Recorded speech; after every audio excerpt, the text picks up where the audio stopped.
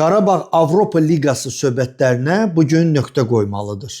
Azərbaycan çempionatı növbəti turunda İmişli ilə qarşılaşır və çox güman ki, qələbə qazanacaq və bununla bütün söhbətləri bağlayacaq. Gələn il məhz Qarabağ oynamalıdır Avropa Liqasında. Çünki bu komandanın gücü, səviyyəsi, oyunçuların performansı məhz bu yarış üçündür. Və mən təsəvvür edə bilmərəm ki, Qarabağ necəsə alınıb Konfrans Liqasına düşsün. Konfrans Liqasında Turan Tovuzun və çox güman ki, Neftçinin oynanması gözlənilir. Qarabağ əlbəttə Çempionlar Liqasında oynayan artıq komandanı xatırlatmır. Bəhlul hələ də zədəsini sağaltmayıb.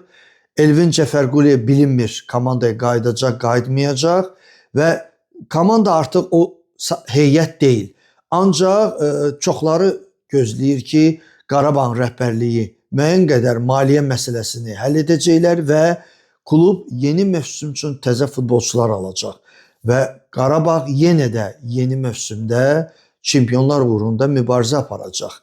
Başqa cür ola da bilməz. Bu klubun adı əgər Qarabağdırsa, onun baş məşqçisi Qurban Qurbanovdursa, komandanın məqsədi ancaq birinci yerdir.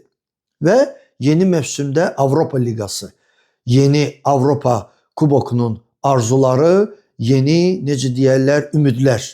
Görək bu necə olur. Amma bütün bunlar bugünkü oyundan başlayacaq. İmişli üzərində qələbə. Görək necə olur.